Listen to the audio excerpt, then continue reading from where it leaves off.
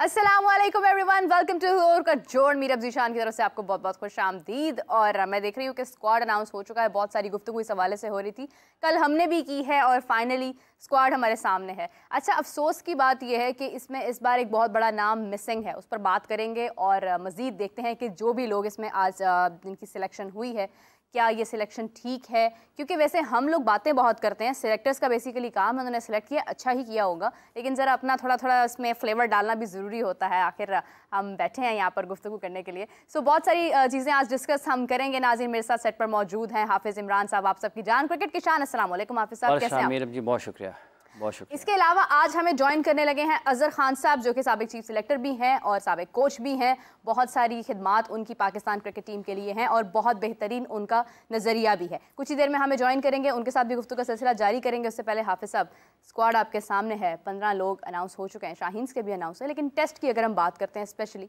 तो इमामुल हक इस बार नहीं है।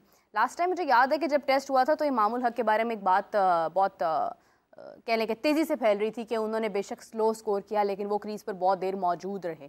तो इस बार तो वो हैं ही नहीं। तो डू यू थिंक अच्छी बात है? और फिर जो कहा जा रहा था कि बहुत बड़े बड़े नाम जो हैं वो इस बार आपको नज़र नहीं आएंगे, हम रेस्ट कराएंगे, हम सर्जरी करेंगे, वो भी कुछ नहीं हुआ, सब वैसे का वैसा ही है। देखिए, इसमें कुछ चंद बुनियादी सवालात हैं। पाकिस्तान क्रिकेट बोर्ड की सिलेक्शन कमेटी ने जिसका आज ऑस्ट्रेलिया के खिलाफ, बांग्लादेश के ख़िलाफ़ जो सीरीज़ का ऐलान किया, और एक इनकी साइड शाहीन्स का भी ऐलान किया पाकिस्तान ने, और शाहीन्स इनकी ऑस्ट्रेलिया भी गई हुई थी। अब अगर जो इमामुल हक का आपने जिक्र किया है, इमाम को चंद दिन पहले तक लोग यहाँ पर लाहौर में प्रैक्टिस करते हुए देखते रहे हैं। पाकिस्तान क्रिकेट बोर्ड ने आज जब ये अपनी प्रेस रिलीज़ जारी की है तो उसमें उन्होंने ये बताया कि वो शायद फ़िट नहीं है। 2-3 खिलाड़ियों को उन्होंने नाम लिखा है कि वो फ़िट नहीं है, तो फिटनेस की वजह से वो टीम का हिस्सा नहीं बन पाए।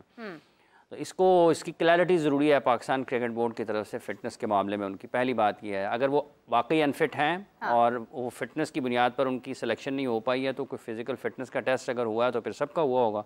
और अगर खुदा न खास्ता उनको कोई इंजरी है और जो कि वक्त ले सकती है और वो खेल के काबिल नहीं है, तो उसके बारे में भी पाकिस्तान क्रिकेट बोर्ड को वजाहत के साथ लोगों को ये बताना चाहिए, ताकि किसी किस्म का कोई अभाम ना रहे। क्योंकि अगर अभाम होगा तो फिर उसके ऊपर गुफ्तगू होगी।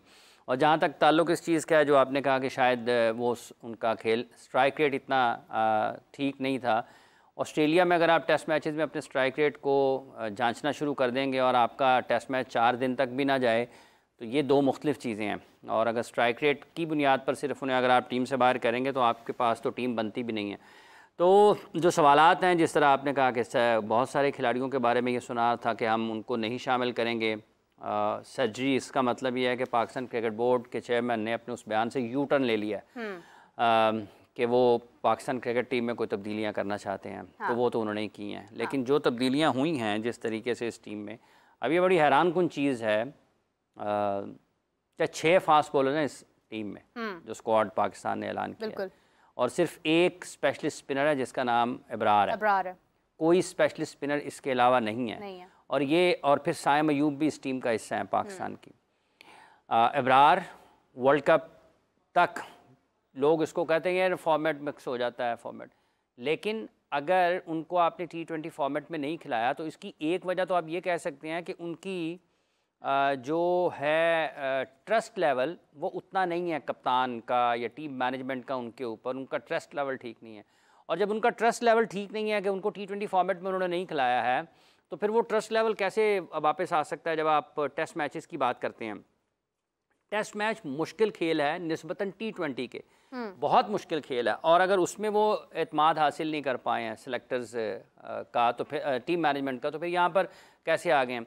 साइम अयूब के 23 T20 मैचेस हैं। फॉर्मेट मिक्स ना करें, फॉर्म की बात करें।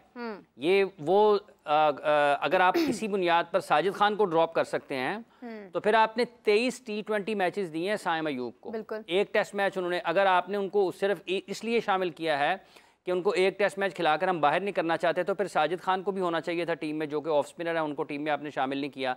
और 23 T20 मैचेस ये साबित करते हैं कि वो हाईएस्ट लेवल पर वो उस तरह से परफॉर्म नहीं कर पाए जिस तरह से उनको कुछ ना कुछ तो ज़रूरत होगी ना, कुछ ना कुछ तो ज़रूरत होगी उनको काम करने की कि वो उन मैचेस में नाकाम रहे हैं। 49 उनका हाईएस्ट है, 300 से कुछ ज़ायद रन है उनके 23 मैचेस में। इस पर तफसील में आगे भी बात हो सकती है। इसके साथ 6 फास्ट बॉलर्स आपने क्या सोचकर शामिल किए हैं टीम में? आमिर जमाल की भी फिटनेस से मशरूत है स्क्वाड में, अगर वो प्लेइंग 11 में आते हैं। फिर इसके साथ साथ अगर आप आगे बढ़ते हैं तो आपका उस्मान कादर, अगर आप राइट आर्म लेग स्पिनर की बात करते हैं तो उसमें भी मोहम्मद अली को आपने शामिल किया है कि उनकी फ़र्स्ट क्लास में परफॉर्मेंस अच्छी थी। तो आप देखें कि उस्मान ने जो फर्स्ट क्लास में जितने आपने उनको मैचेस खिलाए हैं उनकी कारकर्दगी क्या थी, और उसके साथ साथ ये जो उन्होंने ग्रेड 2 क्रिकेट खेली है, अगर 30-35 आउट उन्होंने 5-6 मैचों में उसमें किए हैं तो उसका क्या है।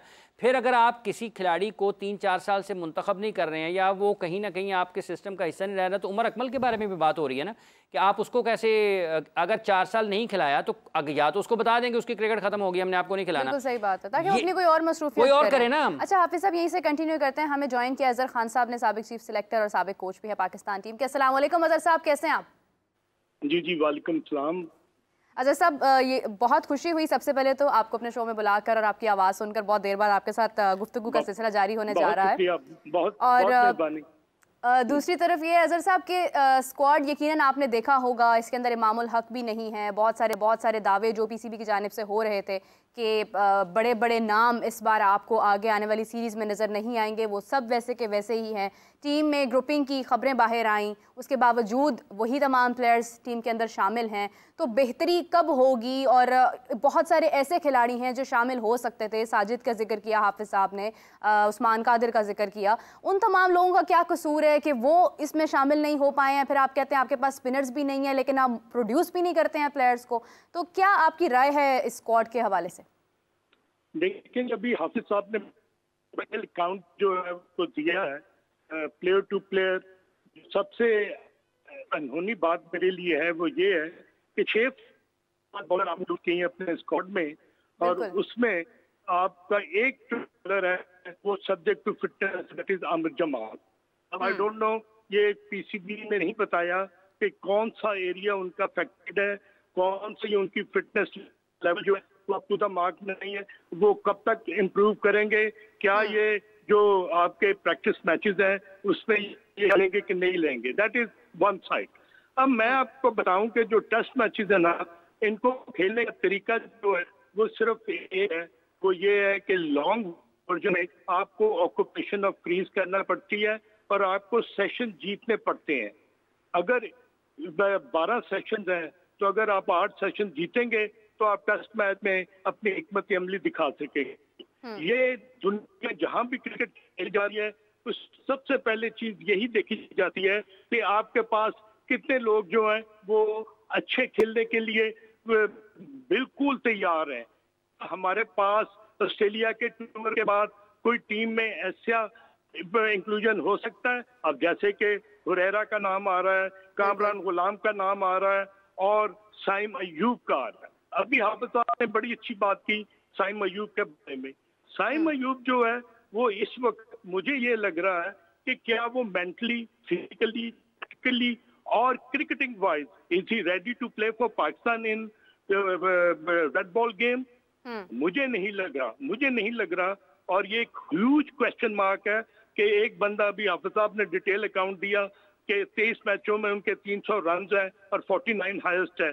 तो आपने एक बंदे को टेस्ट मैचेस में खिला रहे हैं और उसकी टेस्ट मैच की परफॉर्मेंस का कहीं जिक्र नहीं है, और T20 की परफॉर्मेंस ने आपको बता दी है कि वो क्या, कौन है, किस तरह परफॉर्मेंस दे रहा है, किस तरह उसका माइंड एटीट्यूड और क्रिकेटिंग एबिलिटी। अच्छा खान साहब, कथा कलामी की माजरत चाहता हूँ, ये इसी साथ आप जरा ये भी फरमाइए आपकी क्या राय है कि साहिबजाद, अगर आपने फर्स्ट क्लास की परफॉर्मेंस पर हुरैरा को लिया है तो साहिबजादा फरहान का क्या कसूर है? बिल्कुल वो तो उससे ज्यादा क्रिकेट खेल रहे हैं। अगर आपने प्रायोरिटी, सीनियरिटी, आपकी सीनियरिटी कहाँ पे है, आपने साइम अयूब को रख लिया है, तो क्या साहिबजादा फरहान ने किसी और मुल्क की फर्स्ट क्लास क्रिकेट में रन किए हैं? उसका क्या कसूर है? साजिद खान को एक इकलौता राइट आर्म ऑफ स्पिनर आपके पास, क्यों उसको ड्रॉप कर रहे हैं? ये बहुत वैलिड पॉइंट है। साहब, आपने अपने सवाल का खुद ही जवाब दे दिया कि जब आप साइम अयूब को रख रहे हैं तो साहिबजादा फरहान की जो in any sort of cricket, T20 हो, वनडे हो या टेस्ट मैच हो, तो क्या उसने टेस्ट मैचेस वो गेम में क्या परफॉर्म नहीं किया? बिल्कुल किया है। क्या वो पाकिस्तान की टीम का हिस्सा नहीं था? बिल्कुल था। तो क्या वजह है कि साइम अयूब को आपने अपने हिकमत अमली को रखते हुए उसको सिलेक्ट नहीं किया, साहबजादा खान पर साइम को किया है। अब साइम की टेक्निकल प्रॉब्लम्स हैं, वो इतने टेक्निकल प्रॉब्लम हैं कि वो ना डिफेंस कर सकता है ना वो शॉट लगता है, उसकी लिमिटेड शॉट्स है ऑन द ऑफ साइड, और अगर वो ऑफ साइड पर नहीं अच्छा खेलता तो फिर उसको बहुत मुश्किल पेश आएगी, मैं आपको बता दूं। और मेरा ख्याल है कि 6 फास्ट बॉलर्स और उसमें आपके पास जो सबसे ज्यादा मुझे जो बिल्कुल तजस्सुस है कि Ibrar Ahmed, he hasn't played any kind of cricket for last 4 months. आपने उसको सिर्फ एक स्पिनर रखा और उसके साथ आगा सलमान है, वो एक मेकशिफ्ट बॉलर है, एक ऑफ स्पिनर है, is a regular off spinner. तो आप तो स्ट्रगल करेंगे अगर कहीं फास्ट बॉलर्स को उनके बैटर्स ने अच्छा खेला और उसके बाद उन्होंने पार्टनरशिप बिल्ड की, तो आपके पास तो स्पिनर ही नहीं है जो कि अपने टर्म्स को डिक्टेट कर सके। तो I think it's not a bad team but it's not a balance team. अगर आप देखेंगे तो आपके पास बहुत सारी जो चीजें हैं वो आपको अया हो जाएंगी। हाफिज साहब ने बहुत बेहतरीन तरीके से उन तमाम खिलाड़ियों को आपका नोट दे दिया है, और मैं समझता हूँ कि आने वाले वक्तों में पाकिस्तान की टीम जो है, अब आपके पास साउद शकील जो वाइस कैप्टन बन गए हैं, अब्दुल्ला शफीक जो शान मसूद क्या ओपन करेंगे, बाबर आजम नंबर 4 पर आएंगे, क्या कामरान गुलाम और खुरैरा जो है उनमें से कोई खेलेगा? These are the questions to be answered by the selection committee. नहीं, दैट्स वेरी राइट। एंड जिस तरह से आप बता रहे हैं और हाफिज साहब भी बात करें, हाफिज साहब कल ही अभी कहा गया कि लाइकिंग डिसलाइकिंग को हिस्ट्री बनाया जाएगा, और आज साइम अयूब की एडिशन देकर तो कुछ और ही समझ आ रहा है। तो ये क्या अपने अल्फाज से खुद ही नहीं बिल्कुल ठीक कहा उन्होंने। अच्छा, कैसे भला? कैसे? वो उन्होंने बयान दिया, वो तारीख का हिस्सा बन गया। वो तारीख का हिस्सा बन गया है ना, आज नई तारीख रकम हो रही है। देखें, जैसे अभी खान साहब ने शाहीन अफरीदी का जिक्र किया है, वो कौन लोग हैं जो फैसला कर रहे हैं पाकिस्तान के क्रिकेट के? देखें, आपने उसको इस वजह से हटाया, वाइस कप्तान आपने क्यों? आपकी उसको T20 की परफॉर्मेंस आपकी ठीक नहीं थी ना, आपने उसको नायब कप्तान टेस्ट मैच की के उससे नायब कप्तानी से कैसे कहते हैं जी कि शाहीन जो है वो मसरूफ बहुत ज्यादा है, उन पर वर्कलोड बहुत ज्यादा है। शाहीन अकेले ने पूरे अगले साल में क्रिकेट खेलनी है ना, सारी पाकिस्तान ने तो खेलनी नहीं, अकेला शाहीन है जिसने क्रिकेट खेलनी है। देखें, जितने भी पाकिस्तान ने टेस्ट मैचेस खेलने हैं, अगर उन सारे टेस्ट मैचेस में शाहीन पाकिस्तान की टीम का हिस्सा रहा तो फिर ये दलील कहां पर जाएगी कि उसका वर्कलोड मैनेज करने के लिए उसको वाइस कैप्टन उसको नहीं रखा, हटा दिया गया। तो वाइस कप्तान नायब कप्तान होते ये कौन सी एक इजाफी मतलब है कि 10 बोरियां उठा के उसने ग्राउंड में जाना होता है।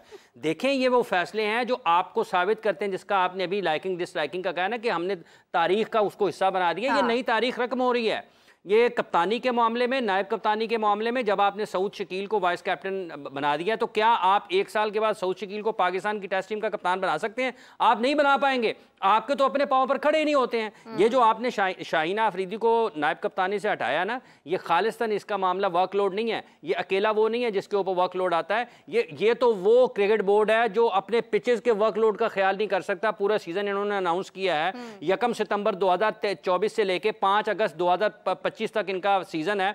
इनको तो अपनी ग्राउंड के वर्कलोड का नहीं पता, इन्होंने शाहीना अफरीदी के वर्कलोड को कैसे मैनेज करना है। और इसके साथ ये अपनी ही इनकी सिलेक्शन पिछली सिलेक्शन से नहीं मिलती है। इनका एक टूर जो है वो शाहीन का उधर गया हुआ है, क्या उसको कहते हैं, डार्विन खेलने के लिए। और आप इनको बंदा पूछे, मैं थोड़ा सा आपसे इसके बारे में जिक्र कर लूं फिर, क्योंकि आपको पता है मैंने आपकी तरफ ही आना है। जी, अगर आप मुझे इजाजत दें 2 मिनट।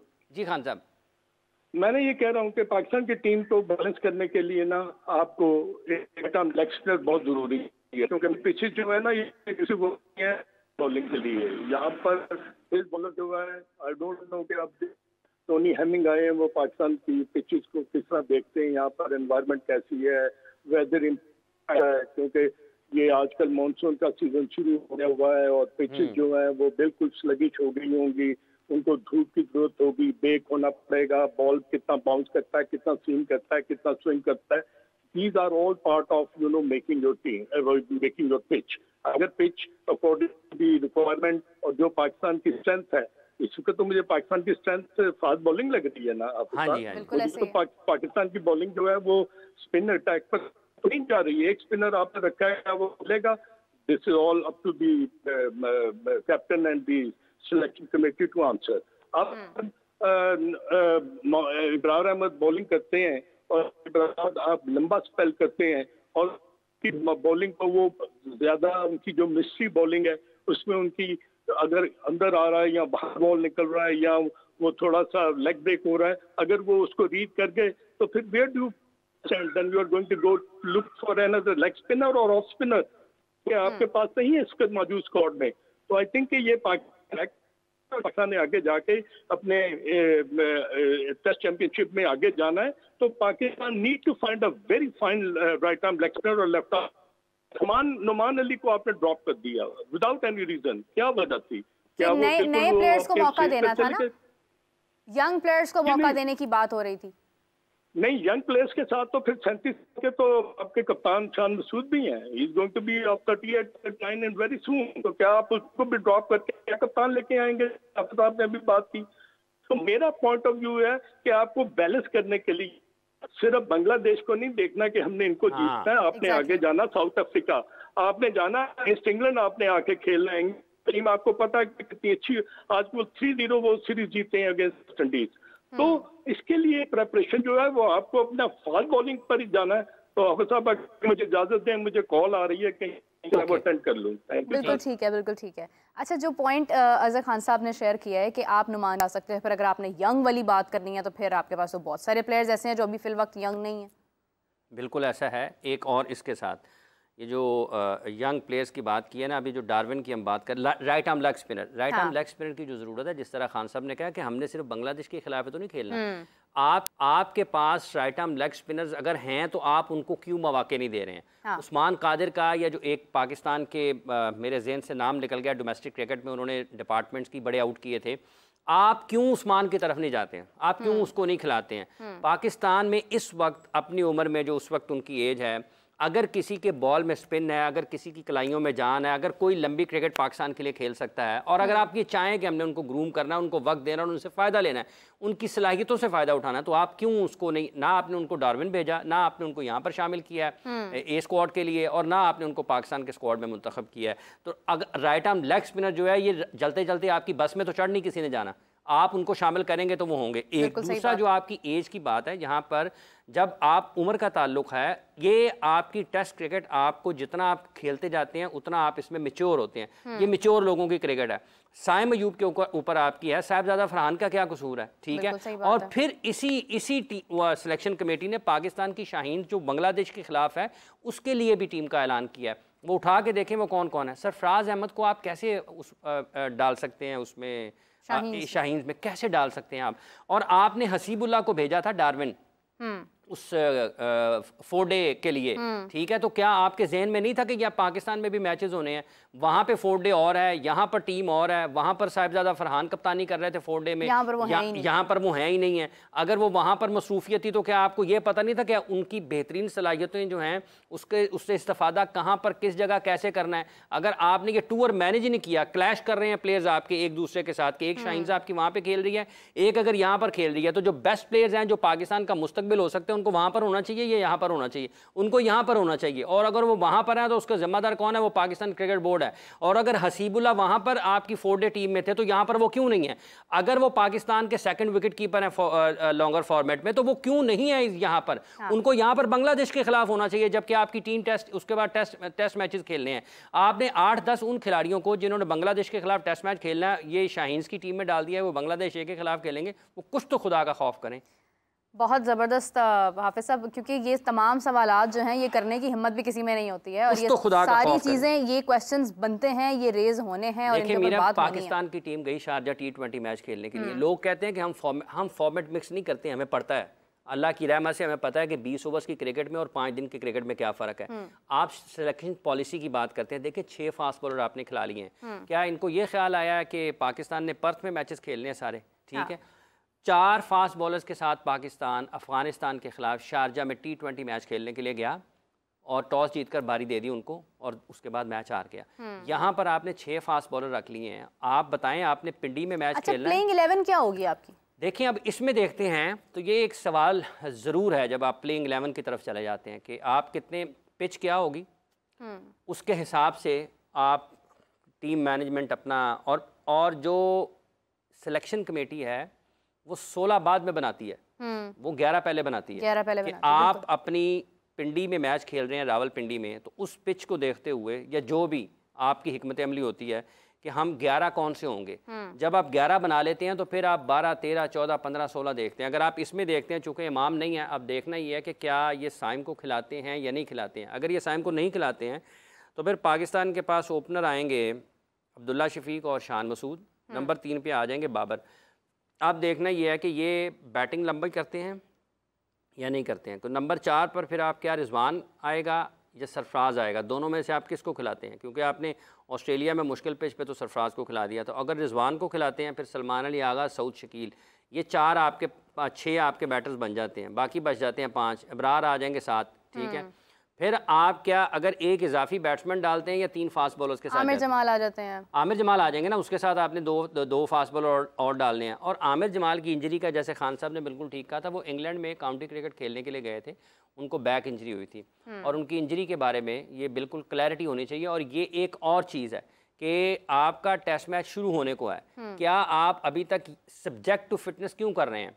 अगर उनकी फिटनेस 100% नहीं है तो आप उनको आराम करवाएं। रिस्क क्यों ले रहे हैं? अच्छा, आमिर जमाल ने खुद भी कहा था कि मैं फिट हूं, उनके कहने में और एक रिपोर्ट क्या कहती है, फर्क है। देखिए, आप तो अगर तो आपने असेसमेंट कर ली हुई है, आपने जायज़ा ले लिया है उसका, आपका मेडिकल जो है तिब्बी मुआयना बिल्कुल हो गया हुआ और डॉक्टर ने कहा फिट है, तो फिर आपको ये लिखने की ज़रूरत नहीं है कि अगर वो फिट होते हैं तो। और अगर वो इतने फिट नहीं है कि 3, 4, 5, 7 दिन में फिट नहीं हो सकते तो उनका करियर दाव पे नहीं लगाना चाहिए। आप आराम करवाएं, आप उसको मुकम्मल फिटनेस हासिल करने के बाद टीम में लेके आएँ। और हमने देखा है कि हाफ फिट या 75% फिट खिलाड़ियों को पाकिस्तान खिलाता रहा है और उसका नुकसान सामने हुआ है। तो इस सिलेक्शन में खुद पाकिस्तान क्रिकेट बोर्ड की वो सिलेक्शन कमेटी जो शाहीन्स को एक जगह पर मुंतखब करती है किसी और सोच के साथ, दूसरी जगह पर मुंतखब करती है किसी और सोच के साथ, एक खिलाड़ी को टीम से ड्रॉप कर देती है किसी और सोच के साथ, किसी टीम उसी खिलाड़ी को उसके मुतबादल किसी और को लेके आना तो किसी और सोच के साथ ले आती है। मतलब आप साइम को खिलाएंगे, साहिबजादा फरहान को नहीं खिलाएंगे।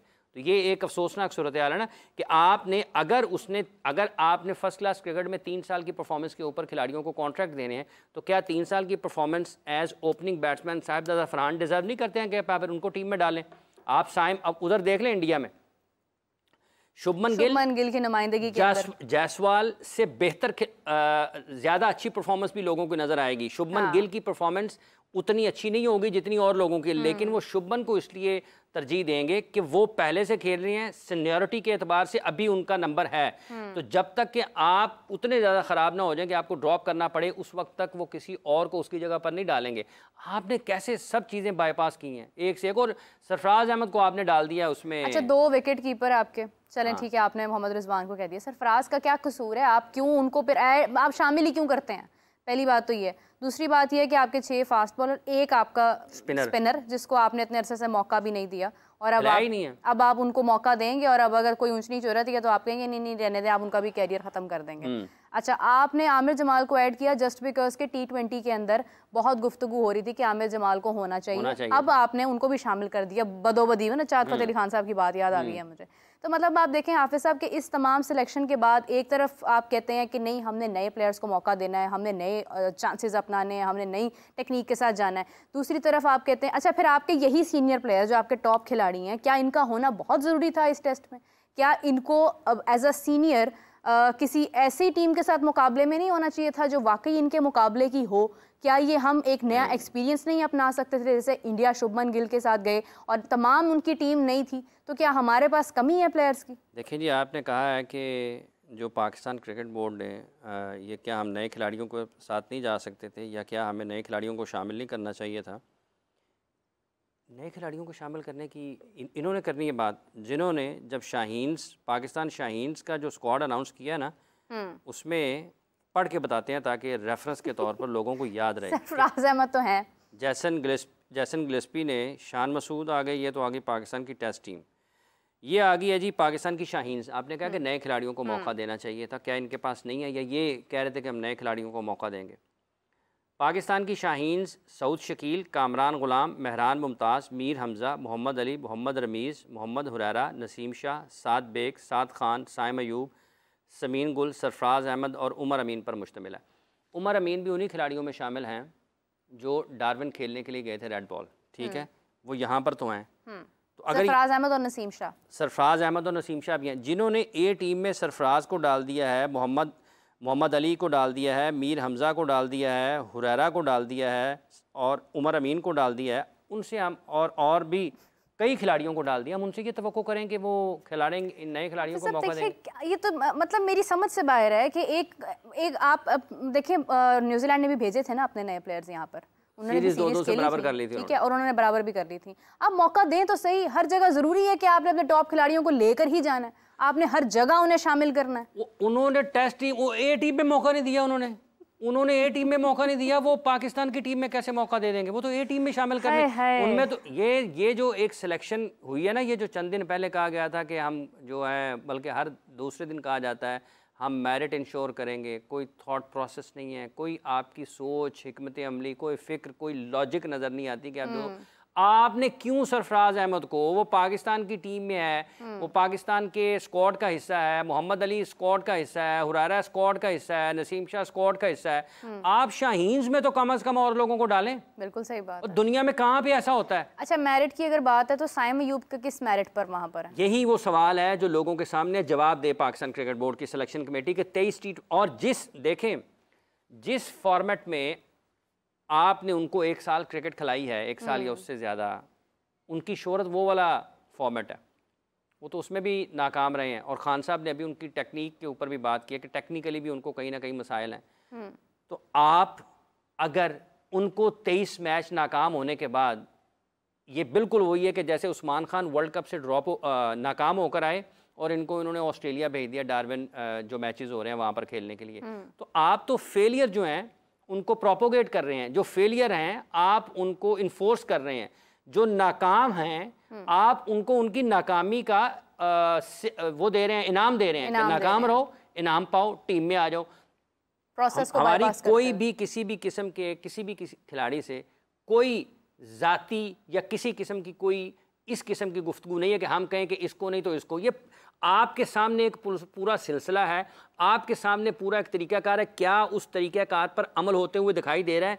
नहीं दे रहा ना। जो वर्ल्ड कप में नाकाम है उसको फौरी तौर पर, आपने खुद कहा कि डोमेस्टिक क्रिकेट के बगैर आप नहीं खिलाएंगे, आपने उनको बगैर कोई डोमेस्टिक क्रिकेट खिलाए वहाँ पर भेज दिया। आपने साहिबजादा फरहान की परफॉर्मेंसेस को नज़रअंदाज किया और एक और खिलाड़ी को उसकी जगह पर जो कि इंटरनेशनल क्रिकेट में नाकाम दर नाकाम है, आपने उसको आपकी यहाँ पर बांग्लादेश के खिलाफ होम सीरीज में भी आपने स्क्वाड का हिस्सा बना लिया। तो ये सवाल कौन इसके अच्छा, और कोई प्रोसेस भी नहीं, कुछ भी नहीं? या तो होता ना कि ठीक है आप फैसला लेते, आपने शामिल किया, परफॉर्मेंस नहीं दी, आप उनको कहते भाई आप डोमेस्टिक में जाके खेलें, उसके बाद जब आगे हमें समझ आएगी तो हम आपको ऐड करेंगे। अब ये भी बड़ी दिलचस्प चीज़ होगी ना शाहीन, देखिए सब चीज़ें छुप जाती हैं।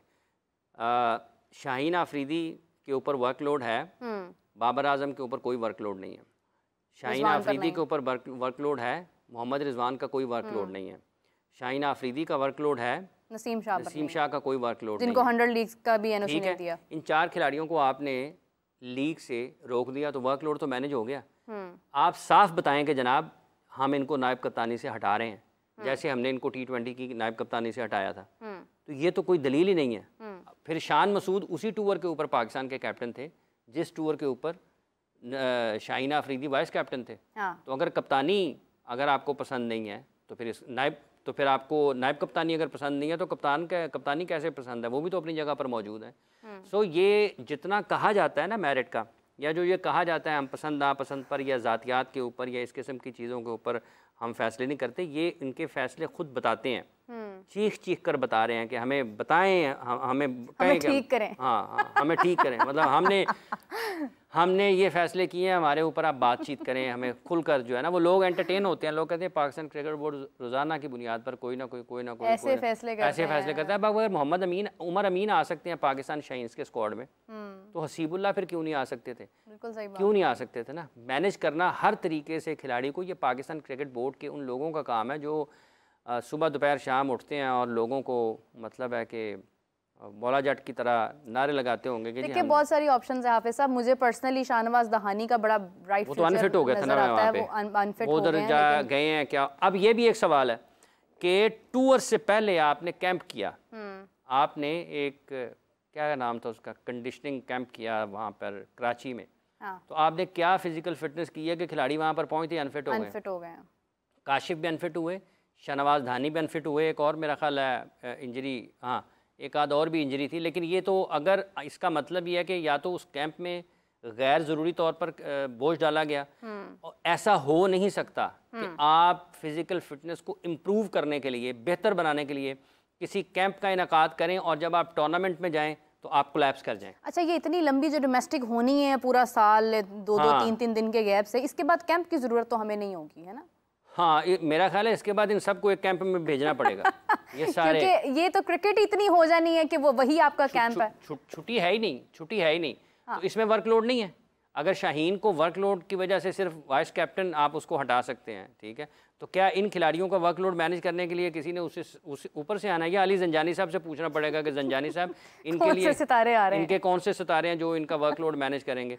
ये बिल्कुल, ये जैसे खान साहब ने कहा था ना कि ये बैलेंस टीम नहीं है। हाँ। उन्होंने बहुत मोहतात अंदाज में ये ख्याल किया कि ये टीम ठीक नहीं है, ये अच्छी टीम है लेकिन बैलेंस नहीं है। अच्छी टीम से मुराद, और उनका मतलब यही है कि आपको बैलेंस टीम का जो है वो ऐलान करना होता है।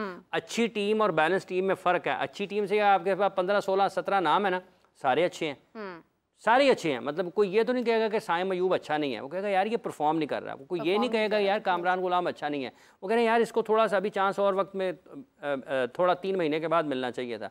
आप ये नहीं कोई कहेगा कि अबरार अच्छा नहीं है, यार इसकी जगह पे अगर वो हो जाता तो ज़्यादा बेहतर था कंडीशंस के एतबार से। लेकिन जब आप इसको बैलेंस करने के ऊपर आएंगे तो फिर आप देखेंगे यार इब्रार भी टीम में नहीं आता, ये भी टीम में नहीं आता, ये भी टीम, फिर आप उनको लाएंगे अंदर जो बैलेंस करते होंगे।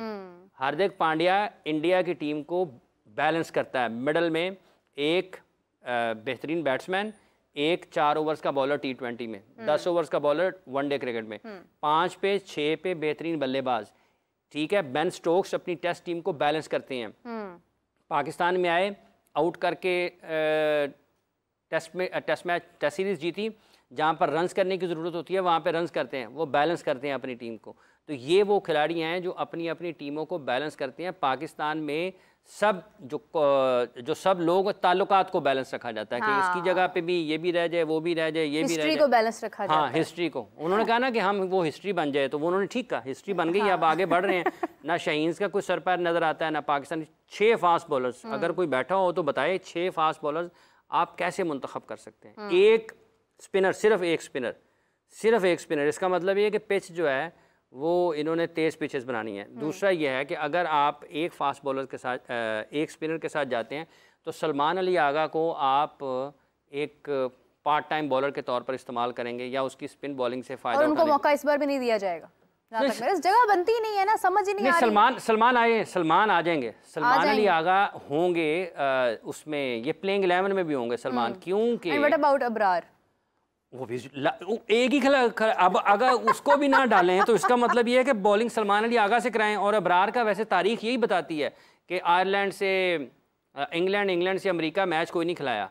उसने सैर की है सारे ग्राउंड्स की और हर जगह पर टीम के साथ भी डॉलर्स दे रहे थे। अच्छा, अब आपने कहा था कि टीम प्लेइंग 11 कौन सी हो सकती है, चलें आप कोशिश करते हैं प्लेइंग 11 में जोड़ने की। शान मसूद 1, उनके साथ अब्दुल्ला शफीक 2, नंबर 3 पे आ गए बाबर आजम। या मेरा ख्याल है कामरान गुलाम को मिल जाएगी टेस्ट कैप, मेरा ख्याल है कामरान गुलाम हो सकता है खेल जाएं, क्योंकि अगर ये इस फॉर्मेशन के साथ जाते हैं ना, जो आप मुख्तलिफ इसके सिनेरियोज़ बनाते हैं, शान मसूद 1, अब्दुल्ला शफीक 2, बाबर आजम 3, कामरान गुलाम 4, ठीक है जी, सऊद शकील 5, सलमान अली आगा 6, विकेट कीपर जो क्या नाम है उनका, वो होंगे, क्या इनका नाम है, रिजवान 7, ठीक है, 3 फास्ट बॉलर और 1 अबरार। टीम बन गई है 11 की, ये प्लेइंग 11 होगी।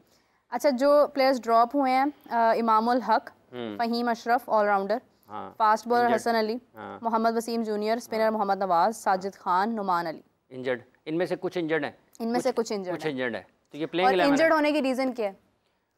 ये जो आपके बिला वजह के वर्कलोड ये जो आपके बिला वजह के कैंप्स हैं, कहीं ना कहीं ये भी इसी वर्कलोड में आते हैं। ये आप प्लेइंग 11 है। अब ये देखना है कि फास्ट बॉलर्स में से किसको खिलाते हैं। अगर ये वो मुकम्मल फिट हैं तो भी ये उसको एक्स फास्ट बॉलर खिलाएंगे, क्या नाम है उनका, आमिर जमाल को। 2 फास्ट बॉलर स्पेशलिस्ट डालेंगे, तीसरा फास्ट बॉलर बॉलिंग ऑलराउंडर जो हैं आमिर जमाल।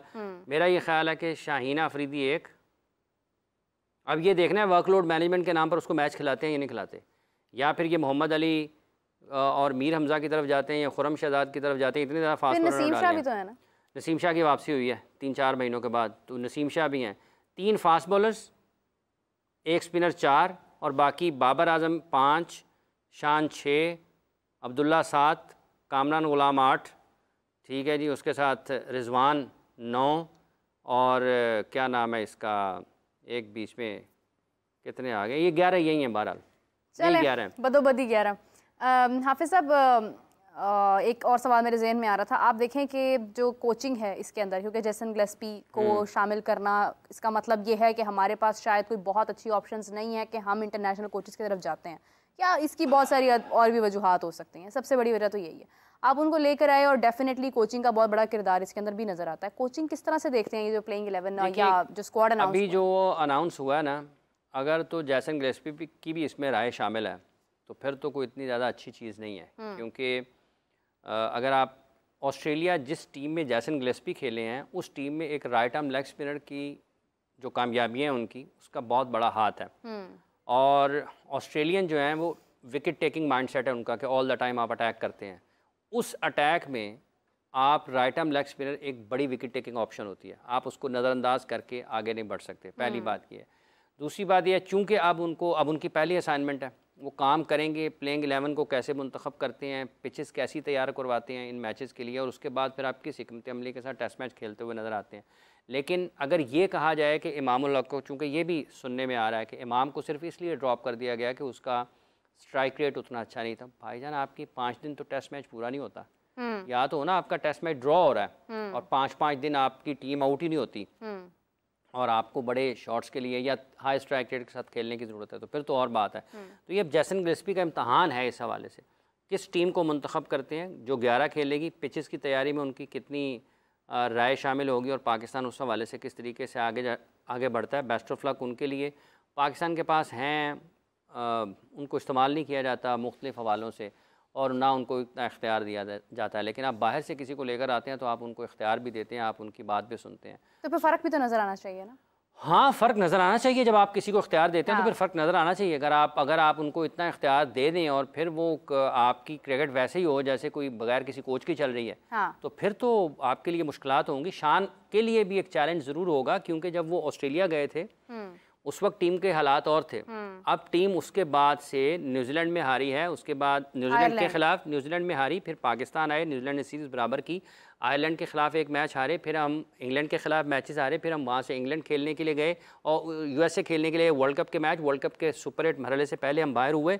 उसके बाद जो हालात वाक़यात हुए हैं पाकिस्तान की टीम के, ये वो टीम नहीं है जिसको लीड किया था शान मसूद ने ऑस्ट्रेलिया में, ये उससे बिल्कुल रवैयों के एतबार से बदली हुई टीम है। इसलिए ये उनके लिए एक चैलेंज होगा। वो पहली मरतबा पाकिस्तान में अपनी टीम की क़यादत कर रहे होंगे। बेस्ट ऑफ लक उनके लिए भी। और चूँकि वो भी काउंटी सीज़न खेलते हुए आ रहे हैं, काफ़ी उनके शॉर्ट्स वॉट्स लोग वहाँ पर देखते रहे हैं, उनकी बारियाँ अच्छी भी रही हैं वहाँ पर।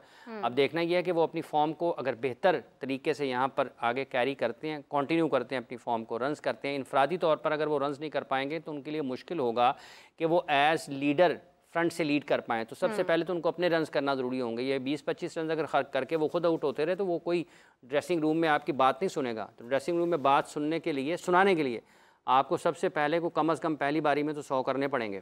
तो उसके अलावा मुश्किल होगा। बांग्लादेश वैसे जैसे कह रहे हैं ना पाकिस्तान आ रहा है, बांग्लादेश के हालात कोई इतने अच्छे नहीं है वहाँ पर। वो कुछ उनके हालात पॉलिटिकली अच्छे नहीं है, हमारे भी यहाँ पर हालात अच्छे कोई हैं नहीं वैसे आपस की बात। क्रिकेट के हालात तो बहुत अच्छे नहीं हैं, बिल्कुल ठीक है। जो था उनके, जैसे आपने कल भी जिक्र किया था उनके खिलाड़ियों के हवाले से कि बांग्लादेश के जो क्रिकेटर्स हैं उनको कुछ तनकीद का सामना है। एक आध उनके कैप्टन है, फॉर्मर कैप्टन, उनकी वहाँ पर जलाया गया है, मुशर्रफी मुर्तज़ा का मेरा ख्याल है, और शकीबुल हसन तनकीद की जद में है।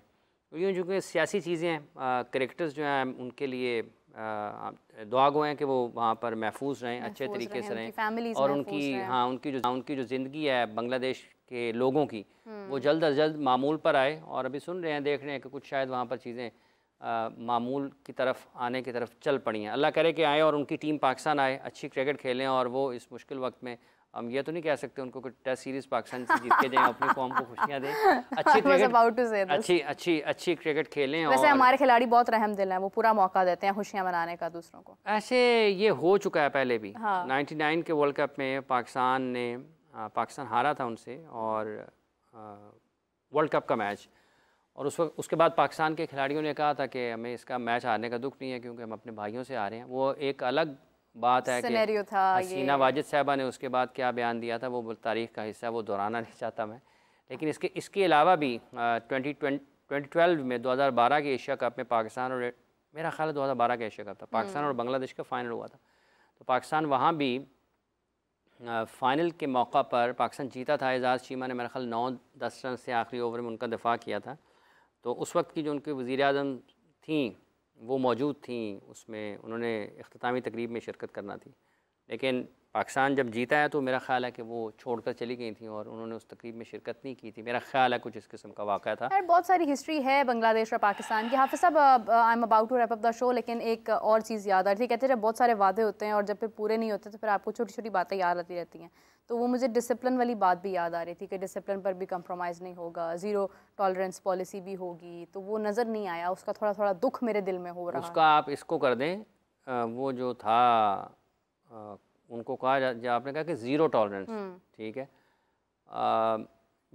जो पसंद नहीं होगा उसके लिए ज़ीरो टॉलरेंस है, और जो आपको पसंद है उसके लिए। अब डिसिप्लिन को ये सबसे पहले तो एक्सप्लेन कर देना पाकिस्तान क्रिकेट बोर्ड के, डिसिप्लिन क्या है, डिसिप्लिन कैसे मेक श्योर होगा, मतलब उसकी क्या जस्टिफिकेशन है, क्या है डिसिप्लिन की, वो आप बता दें ना। यही बात है कि आप बता दें कि ये चीज़ें तय थी, फ़लाँ खिलाड़ी ने इसकी खिलाफ वर्जी की है तो ये वायलेशन है, इसने कानून तोड़ा है, इसने हमारे जो क़वायद व ज़वाबित उनकी खिलाफ वर्जी की है, और इस वजह से हम किसी को साइड पे कर देते हैं, ठीक है। मतलब आप बाहर चले जाते हैं, ये बाहर निकले यहाँ से, जो सामने हमारे पार्क है उसका जो एक माली है उसकी ज़िम्मेदारी है ना, उसने सारे पौधों को देखना है, पानी देना है सुबह दोपहर शाम, ठीक है, घास काटना है, उसको बिल्कुल मेंटेन रखना है। और अगर वो नहीं करेगा तो इसका मतलब ये है कि उसने डिसिप्लिन तोड़ा है, उसका डिसिप्लिन है कि उसने उसको मेंटेन रखना है, उसकी चीज़ों को ठीक करना है।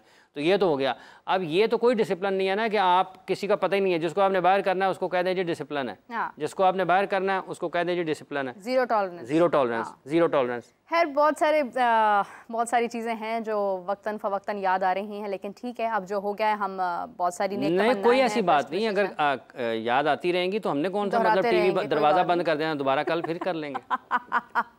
खैर we have to wrap up the show ना। हाफिज़ साहब का बहुत शुक्रिया, बहुत गंभीर सा अनाउंस हुआ है क्योंकि इसमें बहुत सारे गौतम गंभीर अच्छा खैर, ये गंभीर सी जो सिचुएशन थी ये हमारे सामने आई है और बहुत कह लें कि सवालिया निशान है। इसके ऊपर बहुत सारे क्वेश्चंस रेज होते हैं, बहुत सारे सहाफ़ी इसके ऊपर बहुत सारे सवालात उठा रहे हैं और देखना यह है कि इनके जवाबात अब टीम ने देने हैं। पीसीबी ने जो टीम अनाउंस की है, जो टीम अनाउंस हुई है वहाँ से, उसके ऊपर टीम क्या करती है, किस तरह से परफॉर्मेंस देती है, क्योंकि जस्टिफाई उन्होंने ही करना है। डिसिप्लिन नज़र आता है या नहीं, या परफॉर्मेंस नज़र आती है या नहीं, मेरिट नज़र आता है या नहीं, बहुत सारी चीज़ें हैं, इनके ऊपर बात करते हैं हम आपसे कल। हाफिज़ साहब और मुझे इजाज़त दीजिए नाज़रीन, कल मुलाकात होगी, तब तक के लिए अल्लाह हाफ़िज़।